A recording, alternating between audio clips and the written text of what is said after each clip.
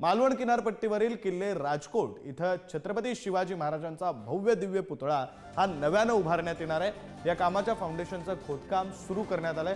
कांस्य धातूपासून 60 फूट उंचीचा 8 मिलीमीटर जाडीचा पुतळा या ठिकाणी उभारण्यात येणार आहे। राज्य सरकारने या ठिकाणी 60 फूट उंच पुतळा उभारण्याचं काम हे ज्येष्ठ शिल्पकार राम सुतार आणि त्यांचा मुलगा अनिल सुतार यांच्या कंपनीला दिलं।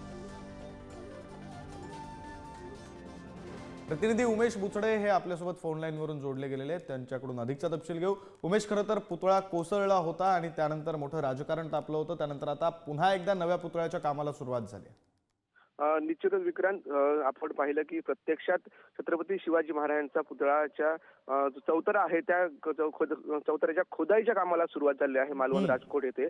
आणि 26 ऑगस्ट रोजी पुतळा हा कोसळला होता आणि त्यानंतर संपूर्ण महाराष्ट्रात या संदर्भात राजकारण तापलं होतं आणि त्यानंतरच राजकीय मुद्दा देखील विधानसभेच्या निवडणुकीत हा होता आणि विरोधकांनी आवाज उठवला होता। पण प्रत्यक्षात आता या शासनाने त्याची निविदा काढली, तातडीने 1 महिन्याच्या निविदा काढली, त्यानंतर मग आता खोदाईच्या कामाला प्रत्यक्षात सुरुवात झाली आहे। हा पुतळा 60 फूट उंच असणार आहे आणि त्यानंतर ती त्याची जी हे आहे लांबी आहे ती आहे तशा पद्धतीने 8 फूट फायबर मॉडेल देखील 3 फुटाचे फायबर मॉडेल तयार करून हे कला संचालक मंजूर करण्यात घेतलेला आहे। IIT पवई यांच्या मार्गदर्शनाने हा पुतळा उभारण्यात येत आहे आणि राम सुतार आहेत, त्यांचे मुलगे अनिल सुतार आहेत, त्यांची जी कंपनी आहे म्हणजे सुतार आर्ट क्रिएशन प्रायव्हेट लिमिटेड, त्या कंपनीला हे काम देण्यात आलेलं आहे आणि तातडीने म्हणजे लवकरात चांगल्या दर्जेदार काम पूर्ण व्हावे यासाठी शासनाकडून एक समिती आहे, त्याच्या मार्गदर्शनाखाली हे काम आता सुरू आहे। एकंदरीत प्रत्यक्षात आपण पाहिलं की तिथे मालवणमध्ये